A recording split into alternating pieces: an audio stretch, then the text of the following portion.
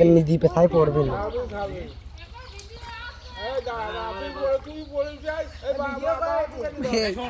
জাল তোমার গাড়বার মারবে না কাকু। ওইটাও এত তবে ওইটাও এত হলো না তুই ভুল হয়েছে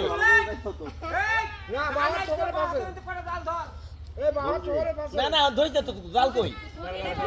আর ওখান থেকে জাল নে এই মিজান এই হাত থেকে কিন্তু জাল নিতে হবে দর্শক আমাদের এইবার শোন প্রথমে